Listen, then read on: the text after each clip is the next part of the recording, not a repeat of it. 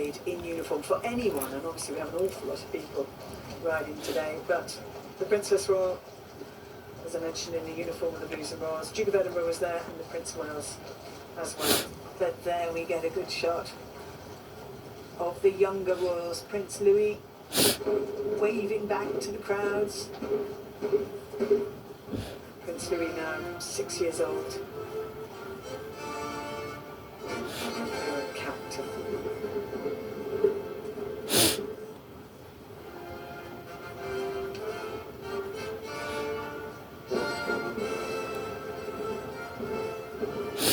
I think this cooler weather helps not just those on foot, who will see obviously on Horse Guards Parade, but also those riding, because the horses can be a little more settled, and as long as the wind doesn't get up and under their tails, they'll be fine.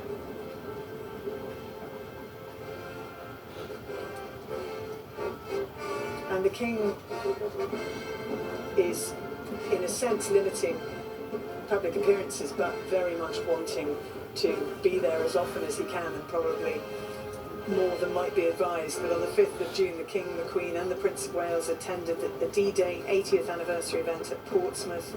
The King made a speech paying tribute to the veterans of D-Day, and the next day they joined world leaders and veterans at a series of events in France to mark the 80th anniversary of the D-Day landings. The King made a speech and laid a wreath at the British Normandy Memorial in Vers-sur-Mer, near Gold Beach, with a note attached touching on the sacrifices made on the D-Day.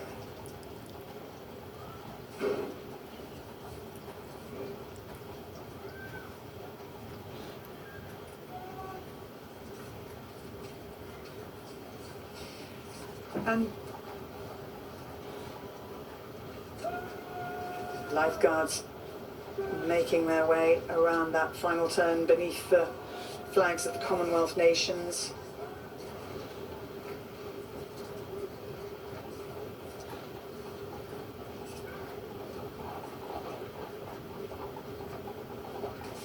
And just a word on the Princess of Wales and the fact that she is Colonel of the Irish Guards, and I know she took time, didn't she, Chris, to visit them on training on Salisbury Plain? She really did. On Salisbury Plain last winter, it was snowing, the wind was going sideways, it was well below zero, but she spent several hours visiting an exercise, looking at the training that the troops were conducting, taking part herself, chatting to as many people as she could. It was a really fantastic opening statement for her about her involvement and how she wanted to take an interest in everything that we did.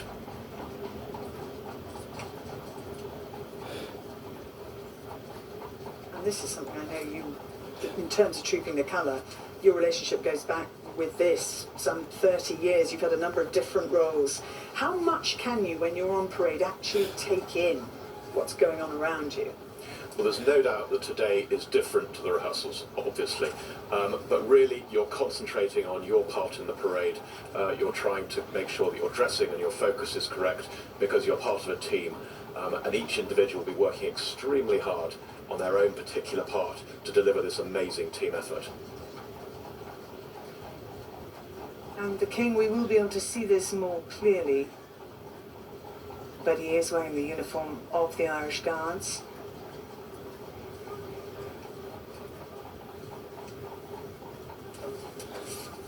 And that is again something that will make Guardsmen incredibly proud. Absolutely, you can see the shamrock on the collar, the buttons in groups of fours. The first time he's worn the uniform as our Colonel-in-Chief, and so a really great moment for all Irish Guardsmen to see the King ride onto Horse Guards in Irish Guards uniform this morning. And the Queen, who has been Colonel of the Grenadier Guards since December 2022, is wearing a Grenadier Guards military brooch.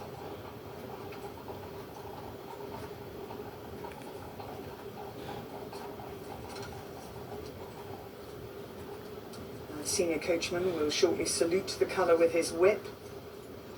There it is, as the carriage passes the colour party on the parade ground.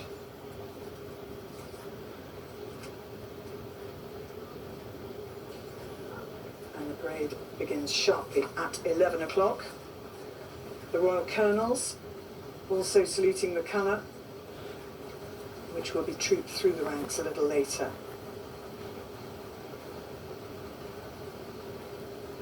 Princess of Wales and Prince George and Princess Charlotte and Prince Louis will watch from the window of the Major General's office. The King's Birthday Parade of 2024 is about to begin.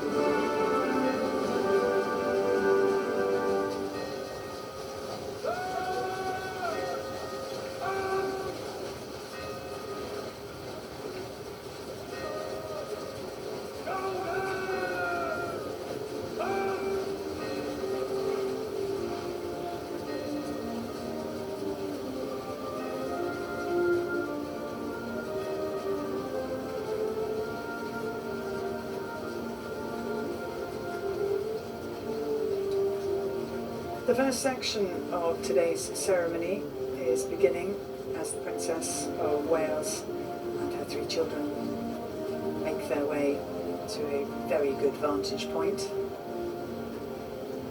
The King, the colonels of the regiments and senior officers are inspecting the line of guards, and they do expect, Chris, the highest possible standards. They absolutely do. This is no formality. The King, as you said, has done this a number of times, so he'll be looking very closely at those on parade. But those on parade is a very close personal moment. The King comes very close to you, so for them it's an important moment as well. But for him, an experienced eye, checking on the turnout, checking on the drill, and a fantastic moment for everybody on parade there. The music this year is full of Irish inflections, as is the case with this piece of Silk and Gold. It's newly composed by Captain Peter Bryden, Director of Music of the Irish Guards. And it depicts the new colours of No. 9 Company, presented just days ago by His Majesty the King, with their silken fabric and golden thread.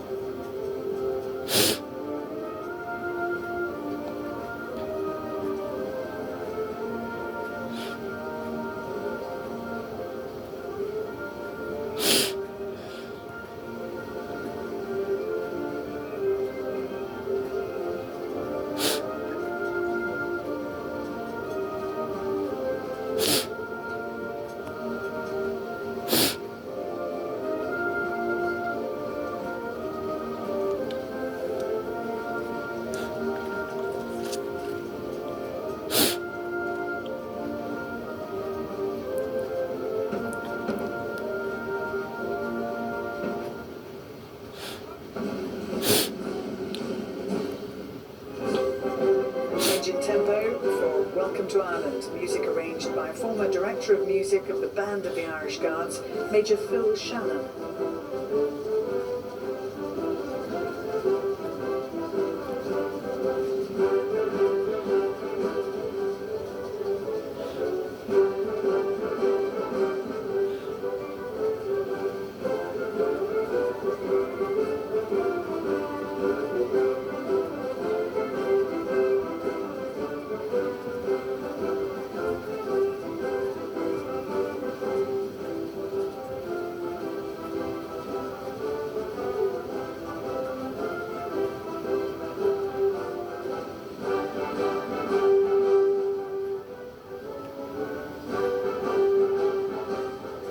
His Majesty now passes the sovereign standard of the Lifeguards, carried by Squadron Corporal Major Isirelli Wazali.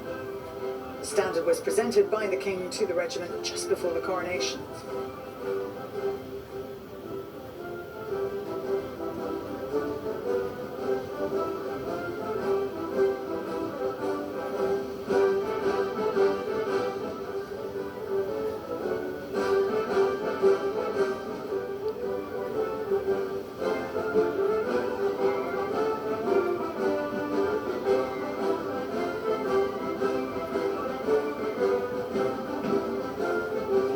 procession now going past the King's Troop Royal Horse Artillery, saluting battery of His Majesty's household troops. They are commanded by Major John Bailiff.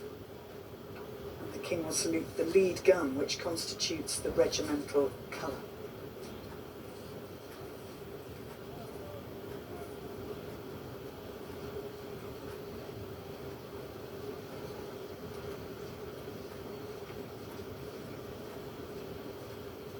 And then we see the unmistakable figure of the Major General commanding the Household Division, James Bowder, riding Jumping Jack, resplendent in swan feathers. He commissioned into the Grenadier Guards in 1996 and took command in his current role at the end of last year. And he shared his thoughts with us ahead of his first birthday parade. It's certainly my first birthday parade in the role. And unsurprisingly, like so many of the participants, I'm extraordinarily excited.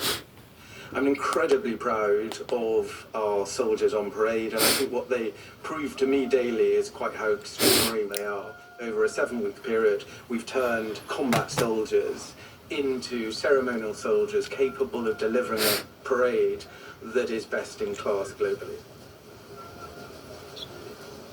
And the man sitting alongside me, Major General Sir Christopher Deacon, formerly held that post, so you can give us a bit of insight into the role of Major General.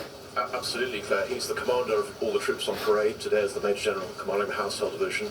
I know James Bowder well. I've worked with him for more than 25 years. And he's a hugely experienced, capable, professional officer who commanded his battalion, the Grenadier Guards, in Afghanistan. And he'll have used all that experience in the run-up to today's parade. Let's take a look at the colour and those charged with guarding it in advance of the ceremony today. The 2 sentries of the colour party, Guardsman Vanatin Nakwaki and Guardsman Lee, flank the colour sergeant Chris Enright, whose first birthday parade was 20 years ago. And you served alongside each other. I know him really well. Such a big moment for Colour Sergeant Chris Enright, carrying the King's colour there. The only veteran today on parade of the invasion of Iraq in 2003, carrying the colour with the battle on it, Iraq 2003, embroidered under the star of the Order of St. Patrick. And just a word on the significance of the colour, and indeed what today's ceremony is all about. Well, the symbol, the colour is the constant symbol of the regiment. It represents the spirit of the regiment, those who have gone before us, those who have been killed in action, their actions and achievements. And they are literally embroidered onto the colour with our battle honours.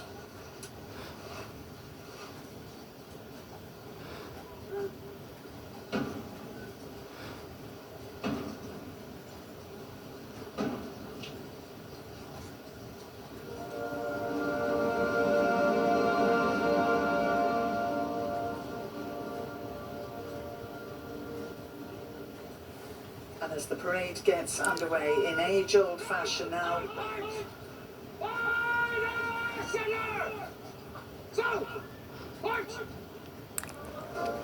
with the march, there you go.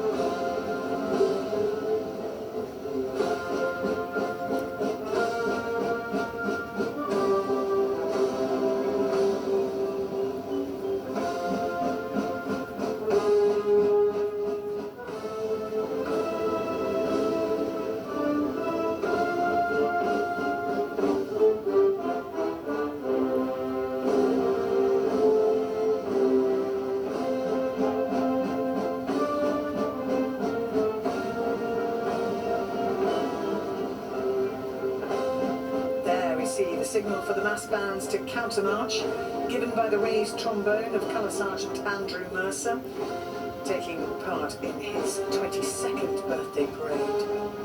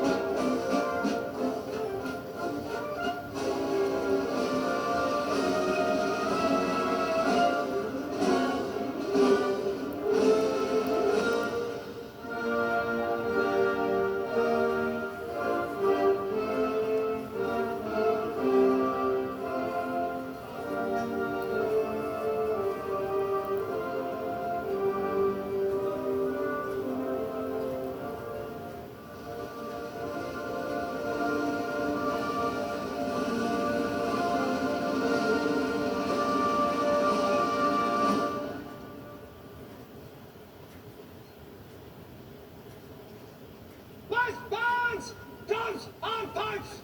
By the cellar! Quick, march!